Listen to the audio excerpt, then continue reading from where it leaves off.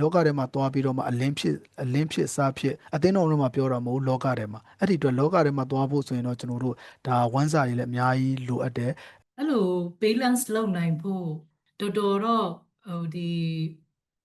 ဘယ်လိုပြောရမလဲဝิญဉ်ရေးအပိုင်းမှာလေ့လာလိုက်စားမှုတွေအများကြီးချိန်ပေးပြီးမှယဉ်နီးဖို့တော့လိုမယ်ထင်တယ်နော်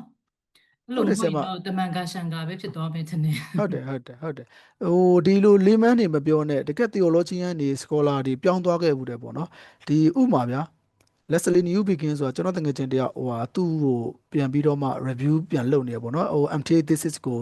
Leslie New Begin အရင်တော့ကသူက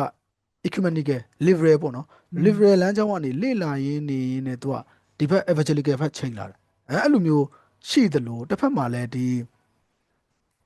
William Barclay တကယ် biblical scholar ပဲ William Barclay ဆိုတဲ့တယောက်ဆိုလဲသူ commentary တောင်မှအဆက်လိုက်ထုတ်နိုင်တယ်အဲ့တယောက်ဆိုလဲပထမပိုင်းမှာသူက evangelical stand ဒါပေမဲ့နောက်ပိုင်းမှာ liberal ဖြစ်သွားအဲ့လို model လေးခုလုံးကိုကျွန်တော်ကမချိန်ညှိနိုင်တဲ့ခါမှာတကက် grade ကြီးတွေတောင်မှချိန်သွားနိုင်တယ်သူတို့ရဲ့ stand point ရင်အဲ့ဒါကြောင့်မို့တော်တော်လေးတော့အနေရလဲများတယ်အဲ့ဒါကြောင့်မို့ဟို6ဒီလောကထဲမှာတွားပြီးတော့မှအလင်းဖြစ်စားဖြစ်အသင်းတော်မှာပြောတာမဟုတ်လောကထဲမှာအဲ့ဒီအတွက်လောကထဲမှာတွားဖို့ဆိုရင်တော့ကျွန်တော်တို့ဒါဝမ်းစာတွေလည်းအများကြီးလိုအပ်တယ်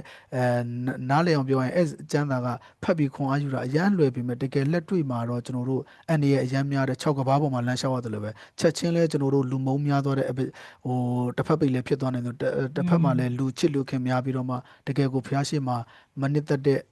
စကလုံးဟိုအရာအလုံးကကဲတင်နိုင်တယ်ဆိုတဲ့စကားလုံးမျိုးတွေကျမ်းစာနဲ့မညီတဲ့စကားလုံးမျိုးတွေတောင်ပြောသွားနိုင်တယ်ပေါ့နော်ဒါကတကယ်ကို6ကဘာပေါ်မှာလမ်းလျှောက်ရတဲ့ stand ဖြစ်သွားတယ်အဲ့ဒါတော့